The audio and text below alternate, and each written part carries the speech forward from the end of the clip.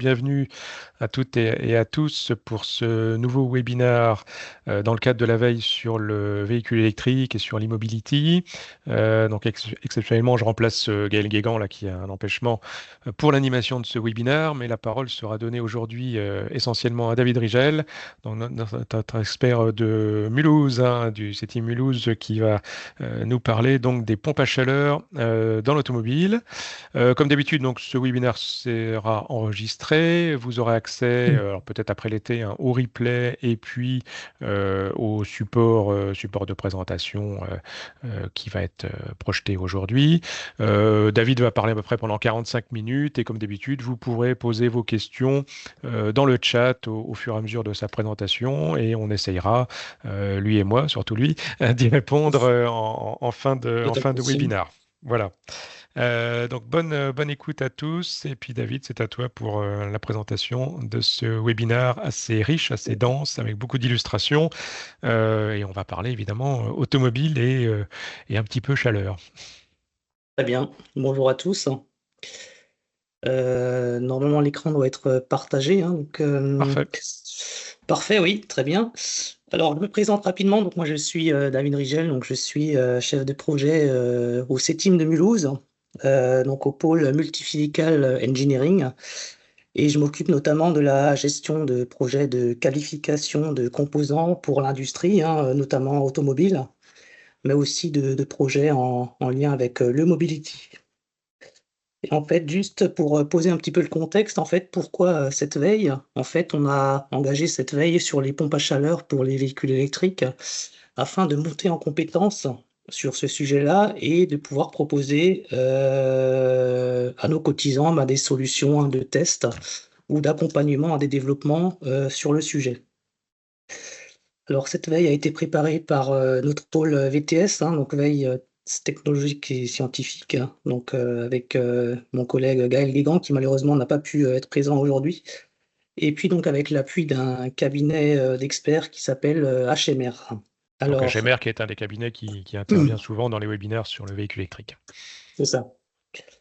Alors, au niveau du sommaire, donc j'ai prévu 3 parties. Donc la première partie, on fera un petit peu de rappel théorique, hein, sur les principes concernant la gestion thermique et les solutions de climatisation véhicule dans les véhicules électriques, en faisant un focus sur, évidemment les pompes à chaleur en particulier. On verra dans un second temps, quelques solutions technologiques mises en œuvre par les principaux constructeurs automobiles au travers d'exemples. Et puis en dernière partie, on fera un point sur les dernières avancées en termes technologiques en la matière. Alors, en première partie, donc quelques mots en guise d'introduction. Donc pour introduire le sujet des pompes à chaleur, on peut dire qu'en fait, dans un véhicule électrique, les fonctions chauffage et climatisation sont des fonctions très gourmandes en consommation d'énergie électrique et de ce fait, ils affectent l'autonomie du véhicule, hein. On voit sur le graphique présenté à droite quelques exemples de véhicules avec sur les barres bleues l'autonomie disponible en période hivernale lorsque le chauffage est activé par rapport à une autonomie en conditions de température ambiante. Donc on voit selon les modèles qu'on peut avoir une perte d'autonomie liée à l'utilisation du chauffage jusqu'à 30% en moins sur ces périodes hivernales. Un autre exemple, en été, avec un véhicule électrique compact, un trajet que vous effectuez sur autoroute de, par exemple, 200 km, peut faire perdre jusqu'à 30 km d'autonomie lorsque la climatisation est activée. Et suite à ces constats, hein, les constructeurs sont bien évidemment à la recherche de solutions toujours plus efficaces en termes de sobriété énergétique. Alors, l'une des solutions éprouvées, on va le voir, hein, donc c'est l'installation d'une pompe à chaleur en remplacement du groupe de climatisation pour pouvoir préserver au maximum l'autonomie du véhicule. Alors, on a un autre exemple encore, un véhicule électrique qui serait équipé d'un chauffage classique par résistance chauffante. On estime qu'il perd à peu près, donc on l'a vu sur les graphiques, hein, à peu près 25% de son autonomie à une température extérieure de 0 degré, compte seulement quelques pourcents pour un modèle équipé d'un chauffage par pompe à chaleur. Donc il y a quand même déjà, par rapport à cette consommation énergétique, un net avantage pour les pompes à chaleur. Et à ce jour, si on fait un petit peu, un aperçu donc du taux d'équipement des véhicules électriques en pompe à chaleur, on peut estimer qu'à peu près 20 des véhicules sont équipés par ces équipements actuellement. Ce taux d'installation continue évidemment son essor, et pas seulement sur les modèles haut de gamme, hein. Donc on a également de plus en plus de modèles d'entrée et de milieu de gamme qui viennent, être équipés de pompes à chaleur. Alors, quelques mots à présent sur, ce qu'est la gestion thermique d'un véhicule électrique. On va beaucoup employer ce mot, ce matin. Alors la gestion thermique d'un véhicule électrique, c'est quoi? En fait, ça répond à 2 objectifs. Le premier objectif, c'est de fournir une température optimisée pour le confort des occupants du véhicule, donc au niveau de l'habitacle. Et le second objectif, c'est d'assurer des températures optimales de fonctionnement des différents organes, liés à la chaîne de traction électrique, hein, que ce soit les batteries, les moteurs ou encore, l'électronique de puissance. Alors, il y a quand même des contraintes, liées à l'électrification. C'est que d'une part, contrairement à un moteur thermique, la chaleur dégagée par le moteur électrique n'est pas suffisante pour, apporter suffisamment de calories et chauffer convenablement, l'habitacle. Donc ça, c'est un premier frein, je dirais, par rapport à un véhicule électrique. Et 2e contrainte, c'est, que tous les composants, de la chaîne de traction n'ont pas les mêmes plages de fonctionnement idéales en température et nécessitent chacun une régulation, différenciée. Donc la gestion thermique d'un véhicule est complexe et on le verra par la suite, nécessite plusieurs circuits de refroidissement qui ont chacun donc un rôle distinct. Alors, comme je l'ai dit, donc on a, des plages optimales de fonctionnement en température, hein, sur les différents organes, des véhicules. Donc on retrouve ici, sur l'habitacle, donc évidemment pour, le confort des passagers, donc on est, sur une température optimale, assez étroite, hein, donc autour de 20 degrés. Au niveau de la batterie, donc on a des températures un peu plus larges, donc entre 20 et 40 degrés. Et au niveau des moteurs et l'électronique de puissance, là, on est sur les températures optimales de fonctionnement entre, on va dire, 20 et 80 degrés. Alors, pour pouvoir gérer, ces, différents besoins en température, donc comme je l'ai dit, donc on a généralement, 3 circuits de régulation thermique distincts dans un véhicule électrique. Le premier circuit concerne la climatisation de l'habitacle. Donc là, on est sur un système de climatisation généralement, avec une transition de phase entre, gaz liquide d'un fluide réfrigérant. Le second circuit concerne, la régulation thermique des batteries. C'est ce qu'on appelle le circuit de régulation basse température, représenté ici en bleu. Et le troisième circuit, appelé circuit de refroidissement haute température, concerne donc, le moteur et puis l'électronique de puissance. Alors le circuit basse température fonctionne avec, généralement du glycol, hein, donc du liquide de refroidissement, et le circuit haute température, peut également fonctionner avec, de l'huile en tant que fluide, caloporteur.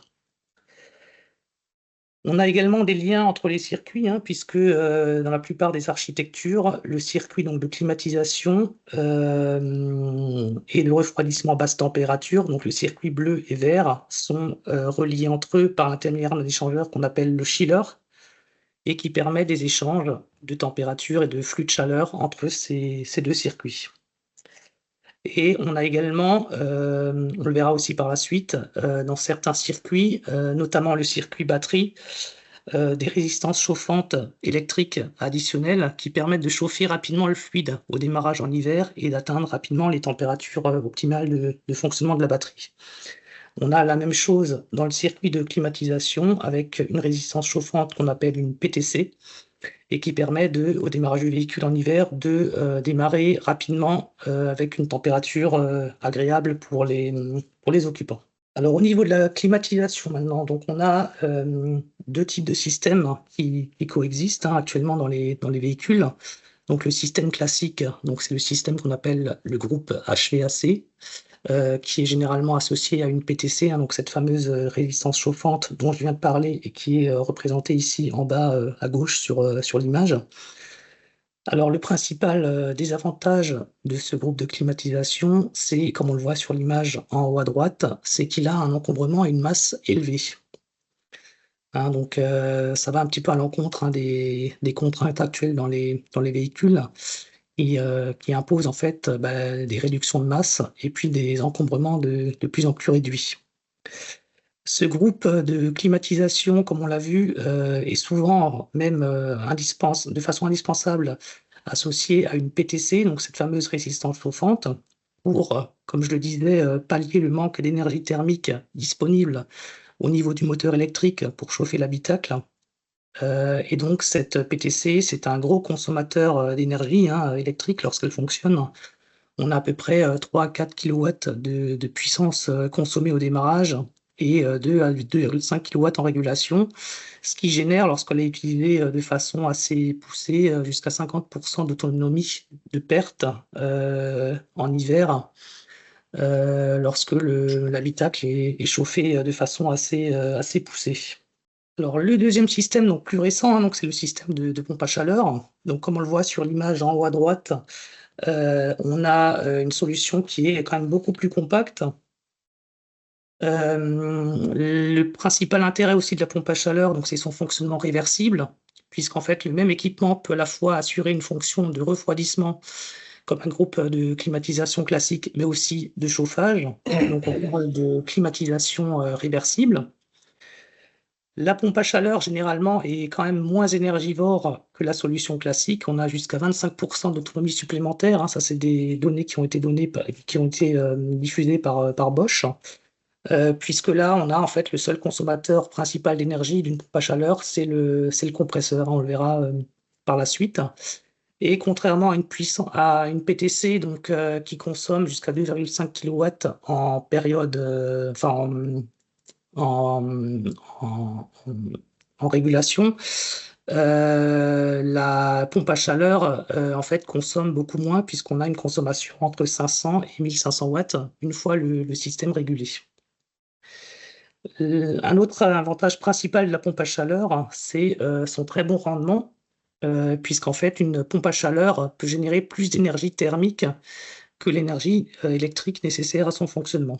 Donc une pompe de 1000 watts, on estime qu'elle peut générer jusqu'à 3 kilowatts d'air froid sans difficulté et 2 kilowatts de chaleur, hein. C'est également des données qui ont été diffusées par Bosch. On parle ici de COP. Donc le COP, c'est quoi? C'est le coefficient de performance. Donc c'est le rapport entre l'énergie restituée par le système de régulation thermique et l'énergie qu'il consomme.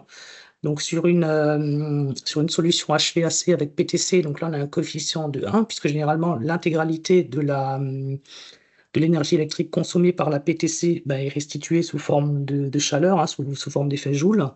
Et pour les pompes à chaleur, ce rendement est beaucoup plus important puisqu'on a un coefficient COP qui peut atteindre jusqu'à 5. Alors, malgré cela, la pompe à chaleur reste quand même souvent associée à une PTC, puisqu'on le verra aussi par la suite, la pompe à chaleur perd un petit peu en efficacité aux basses températures.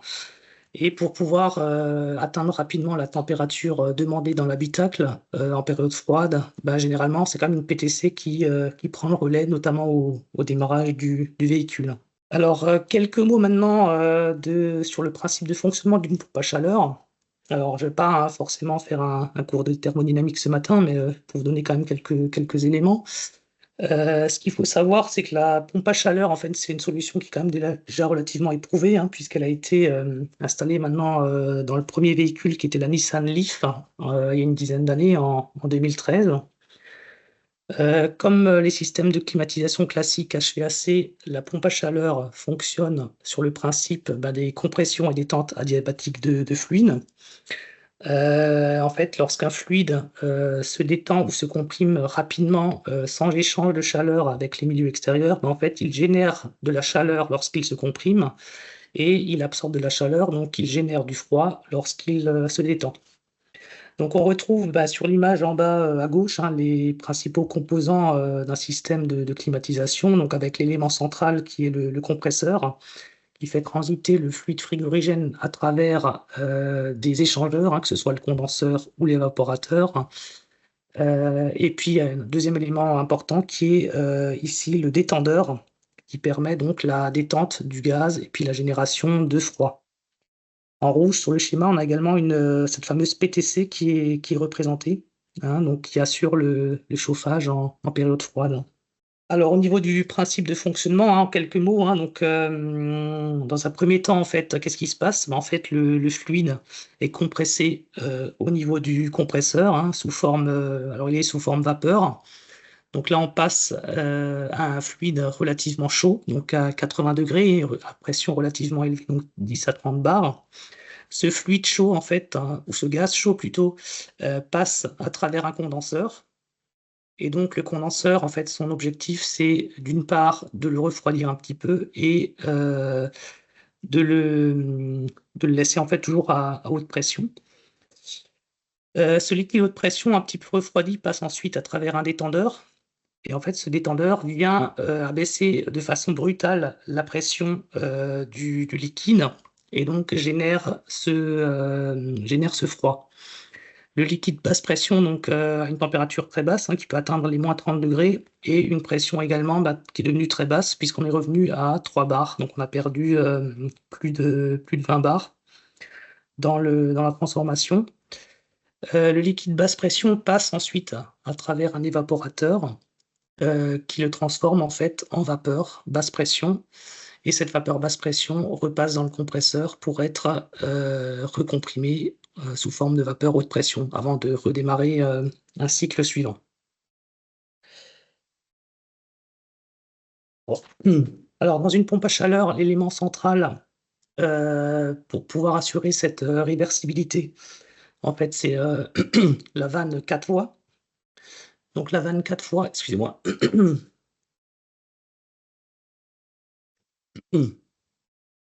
Donc, la vanne 4 voies permet d'inverser le sens de circulation du fluide réfrigérant en fonction de la demande du régulateur de température et permet de commuter du mode de chauffage vers le mode de réfrigération.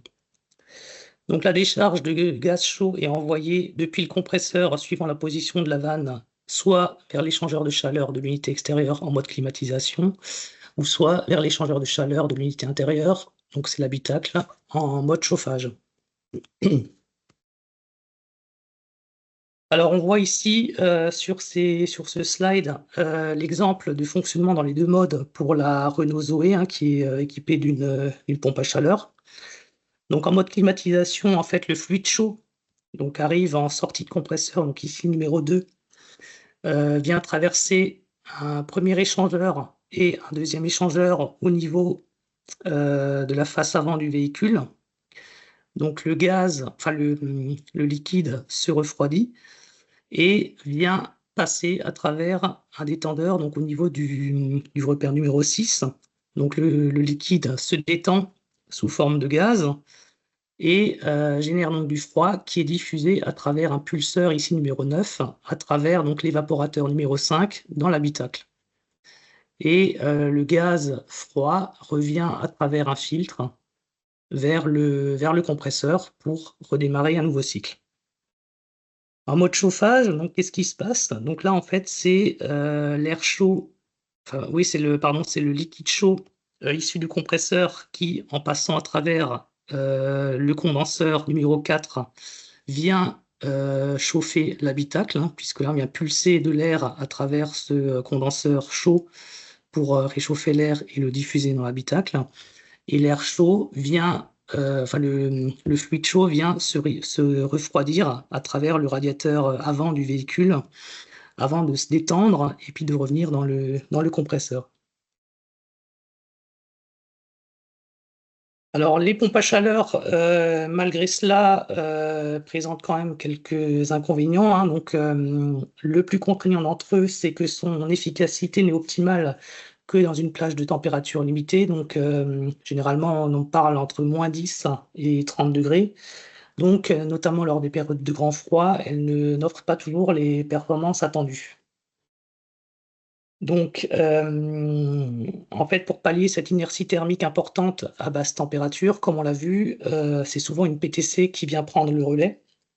Mais, cette, utilisation est liée à une consommation d'énergie importante. Donc pour réduire la consommation d'énergie, les fournisseurs de solutions, ont généralement 2 stratégies. Soit ils cherchent à récupérer partout dans le véhicule, autant que possible au niveau des sources de chaleur disponibles, des paquets de chaleur, je dirais, pour, améliorer le rendement de la pompe à chaleur. Soit, une deuxième stratégie, c'est, de rester sur la solution actuelle, mais de minimiser le recours à la PTC en proposant aux occupants du véhicule, des fonctions accessoires qui permettent de leur donner une sensation de chaleur sans pour autant devoir, chauffer l'habitacle de façon, globale, je dirais. Donc là, on parle de sièges, chauffants, de volants chauffants, voire de panneaux radiants sur les côtés du véhicule qui consomment, quand même relativement moins, que si une PTC était mise en œuvre. Alors un autre inconvénient de la pompe à chaleur, ça reste son coût élevé, puisqu'on a quand même un surcoût généralement pour l'option pompe à chaleur, à peu près, qu'on estime à 1 000 €, avec des composants élevés, hein, notamment, la fameuse vanne 4 voies qui est quand même un composant assez complexe. Donc on estime un prix unitaire de 100 à 250 € et généralement la solution pompe à chaleur nécessite un volume additionnel de réfrigérant et de liquide de refroidissement par rapport à une solution, classique. Le système pompe à chaleur est relativement complexe puisqu'on doit mettre en place, cette réversibilité. Donc il faut quand même, faire la course à la compacité, à l'intégration des composants. Donc on le verra par la suite que beaucoup de constructeurs justement, cherchent des solutions aussi, compactes que possible et aussi modulaires que possible. Et la pompe à chaleur, mine de rien, si elle n'est pas assez assistée, je dirais, par des apports de chaleur, complémentaires, en période hivernale, les modèles, je dirais, basiques et peu optimisés, peuvent être quand même, peu efficaces et c'est notamment un retour qui avait été exprimé il y a quelques années par des clients de Audi. On le verra par la suite justement, suite à ces retours, Audi, a temporairement, laissé, tomber la solution pompe à chaleur dans ses véhicules et puis, poursuit les développements pour, chercher, à améliorer le rendement de la pompe à chaleur. Je m'excuse, j'ai juste un petit problème de batterie. Je vous laisse juste 2 secondes. Donc j'en profite pour vous dire que vous pouvez tout à fait poser vos questions dans le chat, hein. On essaiera d'y répondre en fin d'exposé, hein. Et puis comme je l'ai dit en introduction, le replay ainsi que le support de présentation seront disponibles comme d'habitude sur la Mécatech. Il faudra juste peut-être patienter au retour de vacances fin août pour que tout soit mis en ligne. Voilà. Voilà, excusez-moi. Voilà, j'ai meublé pendant ce temps-là, David. Oui, c'est Tu peux gentil, reprendre. merci. Donc du coup, on l'a vu, les pompes à chaleur, hein, donc, ne sont pas encore la panacée, je dirais. Il y a toujours encore des voies d'optimisation qui peuvent être creusées. La stratégie la plus prometteuse actuellement, comme on l'a vu, reste de récupérer le maximum de chaleur résiduelle, générée par le fonctionnement du véhicule, hein, notamment, la chaleur qui est générée au niveau de la batterie et du moteur. Des recherches portent également, sur, les organes propres de la pompe à chaleur, donc notamment au niveau du compresseur, hein. Donc on a, des travaux sur la géométrie, sur l'injection additionnelle de gaz. On en reparlera également un peu plus loin et les derniers organes, pouvant être optimisés sur une pompe à chaleur, c'est tout ce qui concerne les échangeurs. Donc là, on travaille sur les surfaces, notamment, il y a des travaux sur, les traitements de surface super hydrophobes pour, minimiser l'effet de givre au niveau des ailettes lorsque les échangeurs, refroidissent et puis, donc ainsi améliorer la capacité d'échange. Donc voilà pour l'introduction, on va dire, plutôt, technologique. On va maintenant s'intéresser à quelques tendances et exemples, mis en œuvre par les principaux, constructeurs automobiles. Donc, j'ai mis sur cette slide quelques. Enfin, j'ai essayé d'être aussi exhaustif que possible. J'ai mis, je dirais, une liste de modèles de véhicules qui sont exposés, qui sont équipés, pardon, en série ou en option, avec des pompes à chaleur, hein, avec, dans certains cas, si j'ai pu trouver le nom des fournisseurs, les noms des fournisseurs des pompes à chaleur sont indiqués en italique. Donc on voit sur ce panel-là que la plupart des constructeurs hein, ont au moins un modèle de leur gamme électrique équipé de pompes à chaleur et pas forcément, comme je le disais, hein, limité au modèle haut de gamme, puisqu'on retrouve par exemple sur la Citroën la C4 électrique, chez Peugeot la i208 et chez Renault la Renault Zoé, hein. Alors, quelques données marché. Donc, il y a une étude qui a été menée récemment, là, en février 2004, par une société de marketing qui s'appelle Verified Market Report, qui est accessible sur Internet. Alors, elle est payante.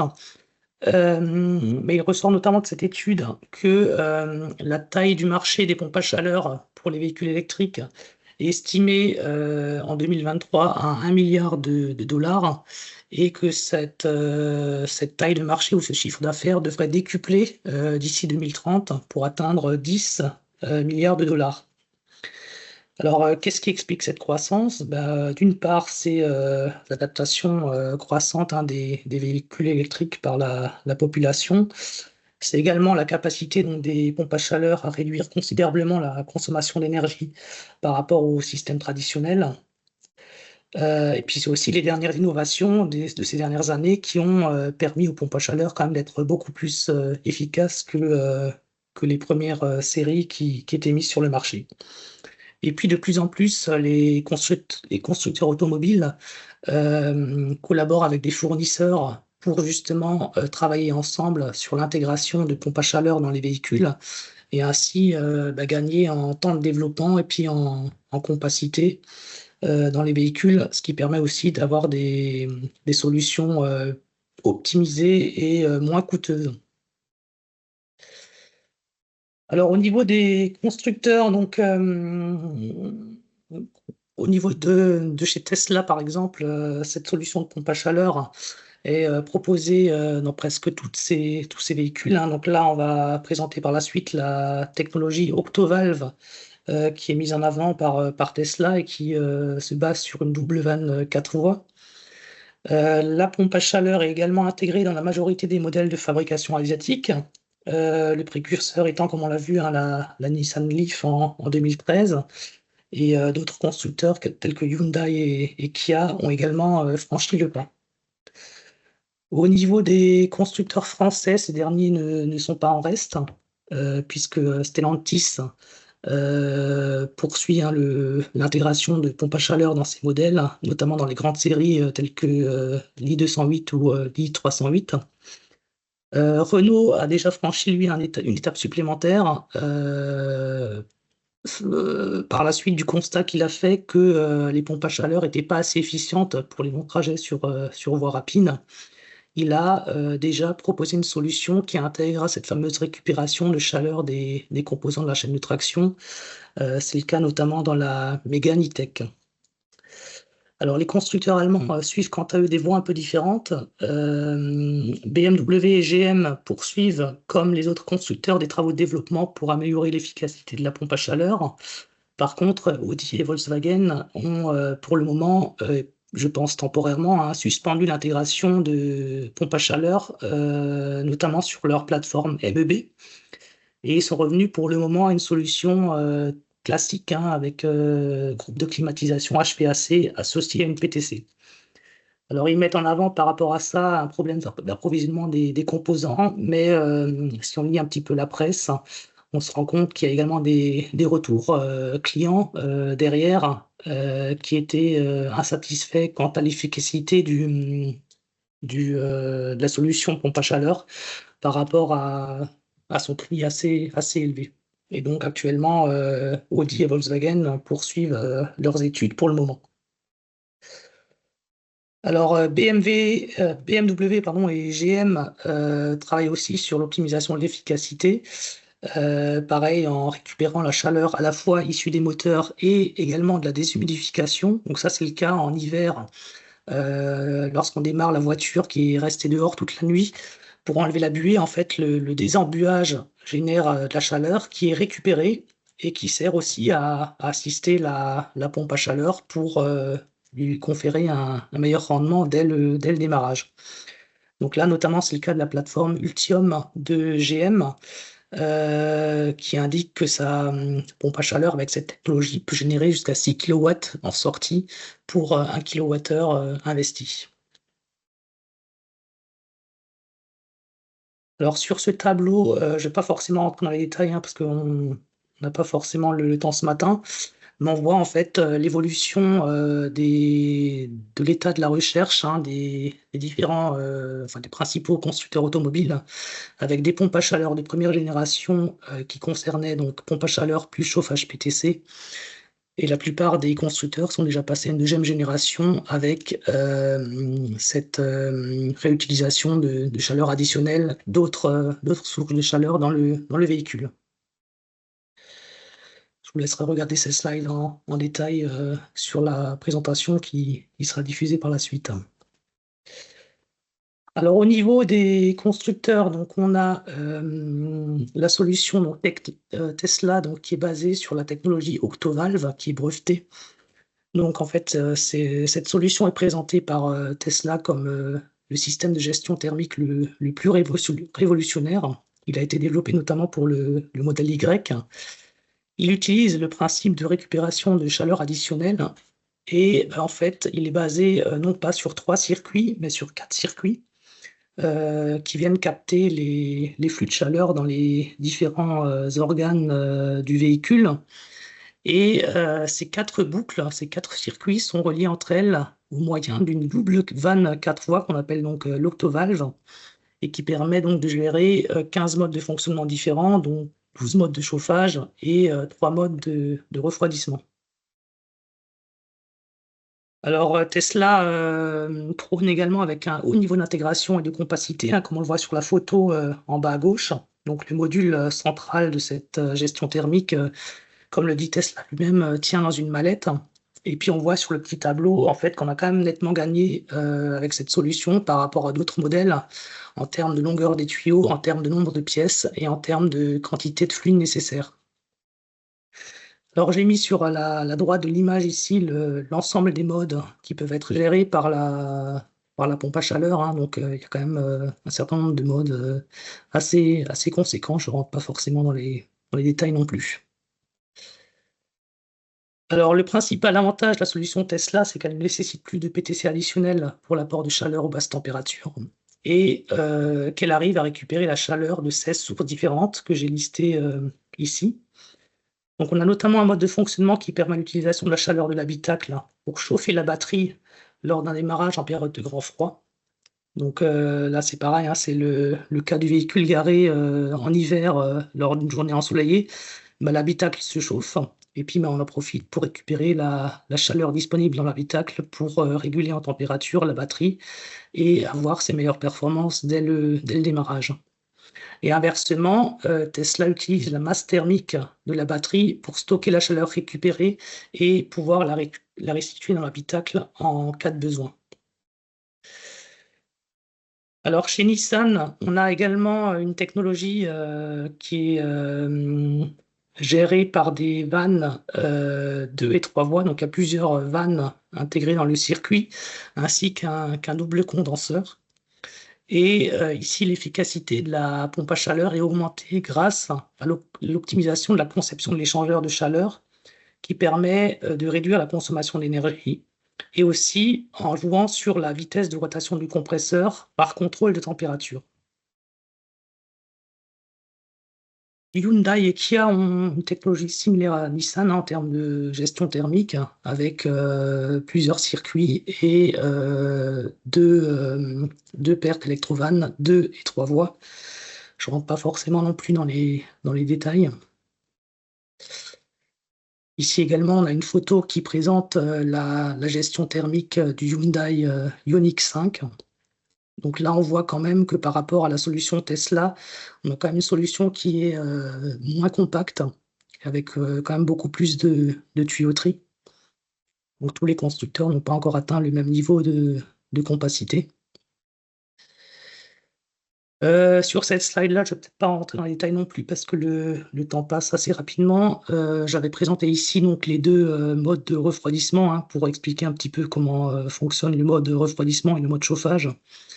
Mais on va passer cette slide-là aujourd'hui. Alors concernant Audi, donc comme je le disais, hein, pour l'instant la solution pompe à chaleur est en stand-by. Par contre, sur l'Audi Q4, qui était sorti en juin 2021, il était proposé avec une option pompe à chaleur qui utilisait du R744, donc le CO2 comme gaz, et comme la plupart des autres constructeurs, récupérer la chaleur résiduelle du groupe motopropulseur et de l'air ambiant pour chauffer l'habitacle. Alors Renault proposait sur la Mégane E-Tech sortie en 2022, pareil, une solution de pompe à chaleur en option. Ici, pareil, la marque peut s'affranchir de l'utilisation de PTC pour chauffer l'habitacle.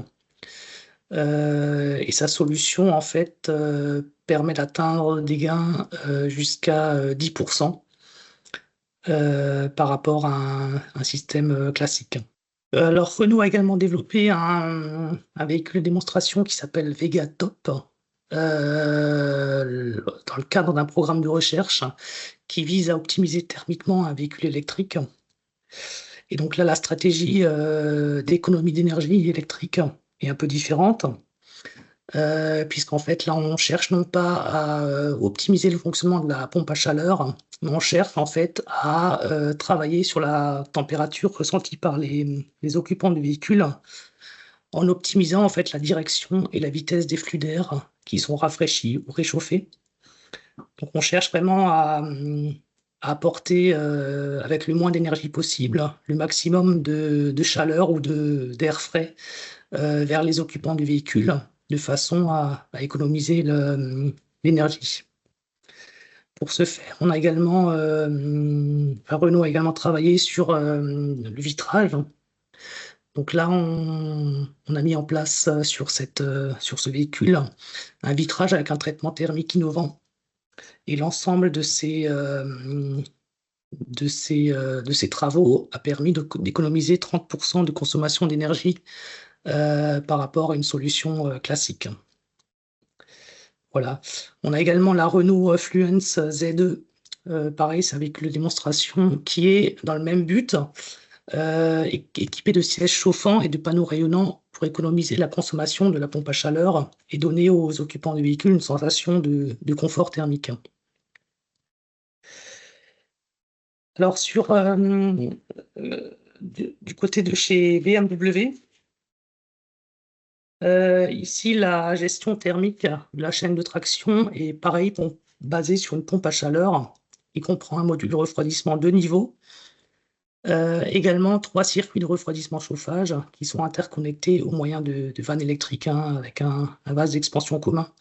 Donc on retrouve grosso modo chez la plupart des constructeurs la même solution avec des circuits de refroidissement interconnectés et puis donc on cherche à récupérer le maximum de puissance thermique au niveau des différents organes du véhicule.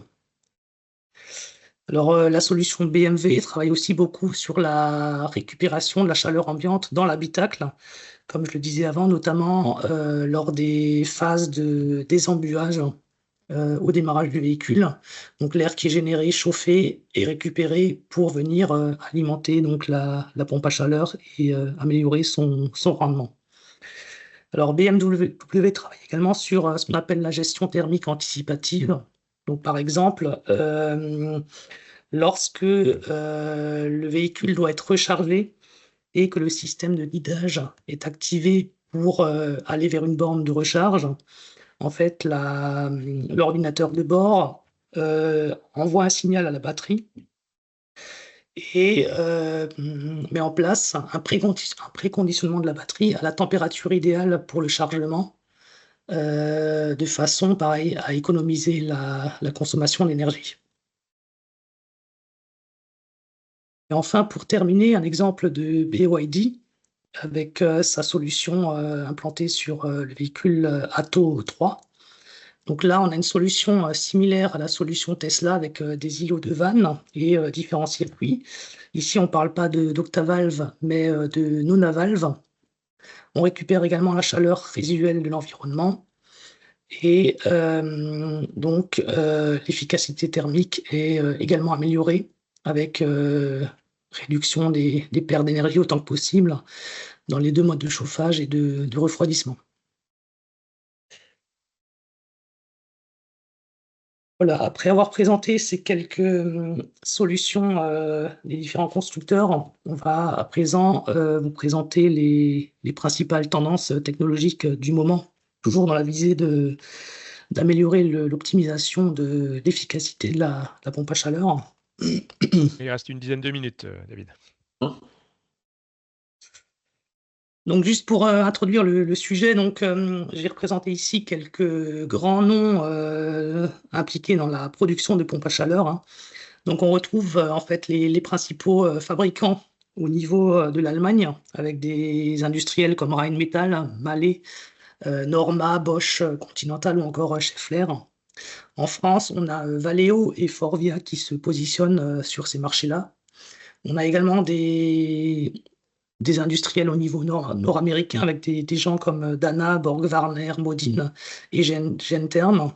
Et puis au niveau des fabricants asiatiques, on retrouve des noms comme Sanden, Anon, Marelli. Donc Marelli, en fait, c'est les Japonais qui ont racheté les Italiens Magneti Marelli, hein. On a également Denso et Gishen. Et pour ceux que ça intéresse également, il y a une analyse de marché qui est disponible, pareil sur Internet, hein, qui est sortie en juin 2024 au niveau du prestataire Markets and Data. Donc pour ceux que ça intéresse, j'ai mis la référence sur la slide. Alors au niveau des tendances technologiques, donc les principaux axes de recherche et développement actuels chez les équipementiers et les constructeurs. Donc évidemment, ils poursuivent toujours encore les travaux pour optimiser encore davantage la réutilisation de la chaleur résiduelle dans les différents composants. Il y a également des travaux qui concernent l'intégration des systèmes, hein, donc pour avoir des solutions beaucoup plus compactes dans le véhicule. On travaille également sur les compresseurs pour les rendre plus performants et sur l'amélioration des performances de transfert thermique des échangeurs, comme on l'a vu au niveau du traitement de surface super hydrophobe. Il y a également des travaux sur les vannes électriques intelligentes multivoies, hein, pour avoir des stratégies avancées de distribution et de contrôle de la chaleur, c'est-à-dire apporter la chaleur le plus rapidement possible avec la quantité qu'il faut aux endroits adéquats. Pour ce faire, on travaille également sur des logiciels et des systèmes de pilotage et d'asservissement, hein, pour combiner justement de la manière la plus efficace ces flux de chaleur. Généralement, on parle ici d'approche holistique, hein, c'est-à-dire qu'on cherche vraiment à regarder ce qui se passe au niveau du véhicule complet, où se trouvent les chaleurs disponibles et où sont nécessités les apports de chaleur. On travaille également sur les réfrigérants. Hein, donc, on cherche des réfrigérants plus performants en termes de capacité thermique, évidemment aussi plus écologiques. Et on travaille également au niveau développement sur des logiciels de simulation du comportement des pompes à chaleur pour réduire les dépenses en termes de R&D et puis de qualification de ces composants. Donc les enjeux, en fait, c'est de trouver des solutions plus efficaces, plus puissantes, plus compactes et plus rentables et moins cher évidemment pour les utilisateurs.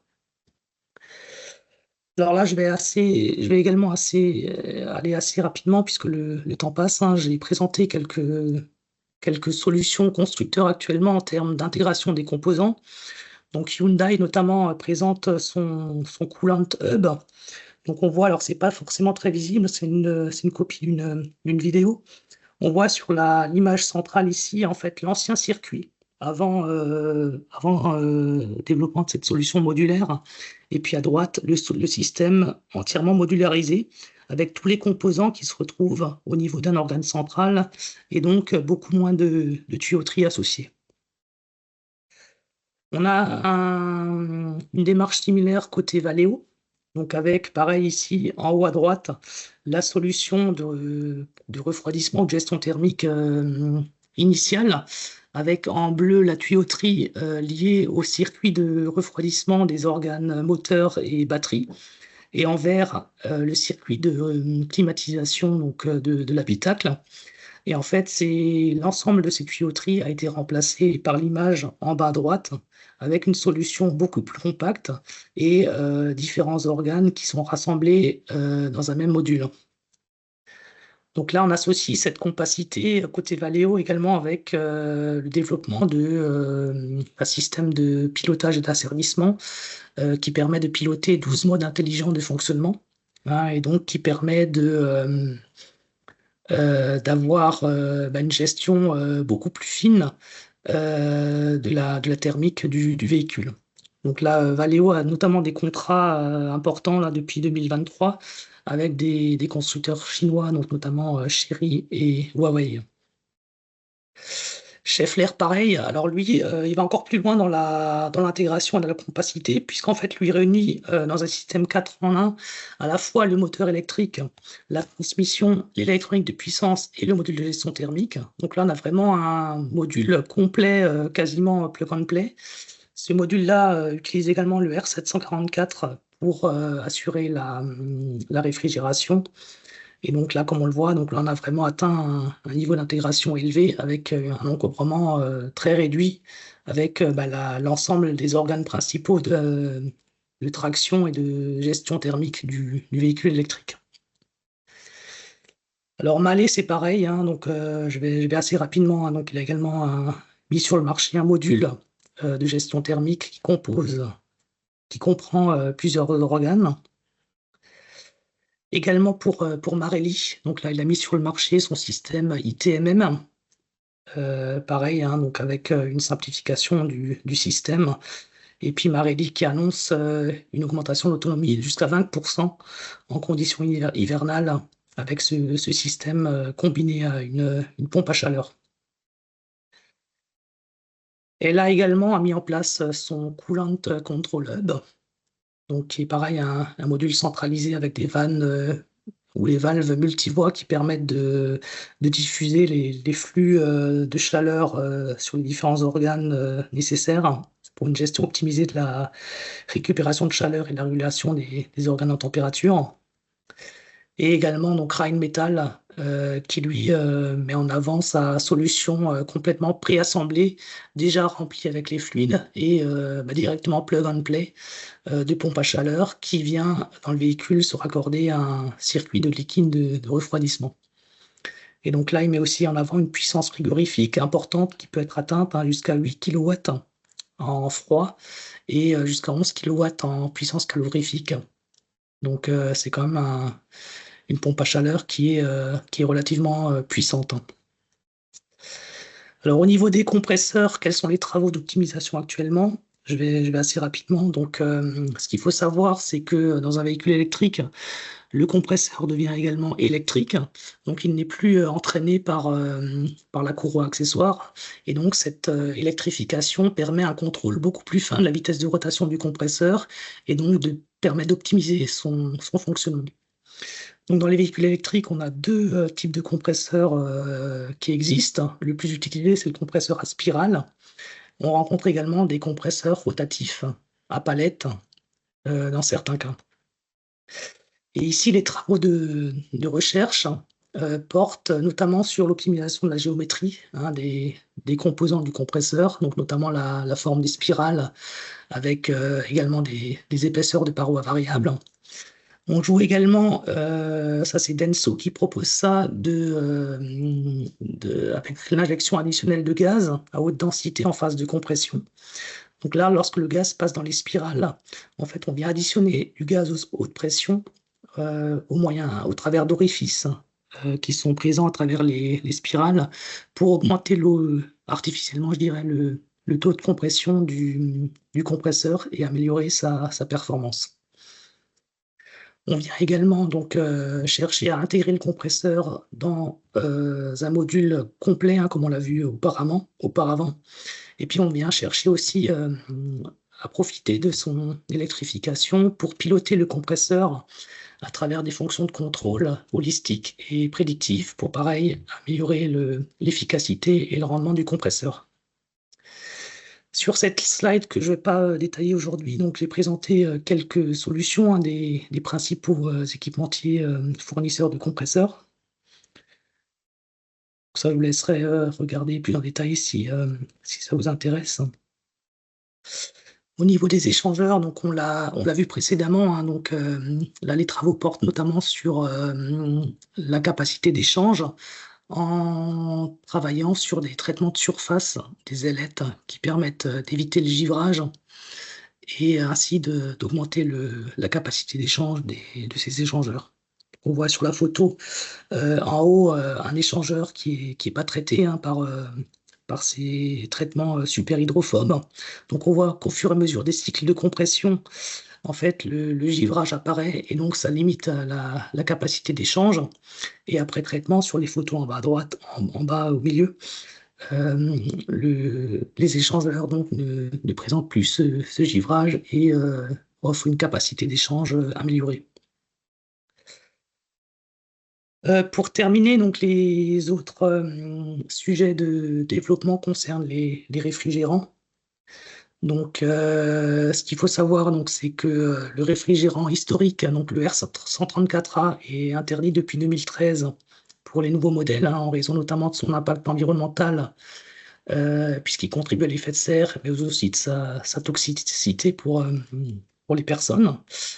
Cette même réglementation, à partir de janvier 2013, impose l'utilisation de gaz réfrigérants dont le potentiel de réchauffement planétaire, qu'on appelle le PRP, est inférieur à 105, sachant que le PRP du R134A était de 1430, donc très très élevé. Donc actuellement, les alternatives proposées sont, pour la plus courante, le R1234YF, qui présente un PRP beaucoup plus faible, égal à 4, et également un réfrigérant qui devient très prometteur, c'est le R744, qui correspond au CO2. Alors le R1234YF, malgré son utilisation massive, n'est pas forcément la meilleure solution en termes d'efficacité. Puisqu'en fait, on perd 40% en capacité thermique lorsque la température descend de 0 à moins de 10 degrés, ce qui réduit d'autant les performances des pompes à chaleur qui sont déjà limitées à basse température. Et donc de ce fait-là, en fait, on recherche d'autres alternatives, donc notamment le R744 qui correspond au CO2, qui a été adopté notamment par les constructeurs allemands, donc comme Daimler, BMW, BMW. Ses principaux avantages, c'est un impact neutre sur l'environnement, c'est qu'il est non inflammable et non toxique. Il a également un coefficient de transfert thermique élevé et il présente un PRP très faible qui est égal à 1.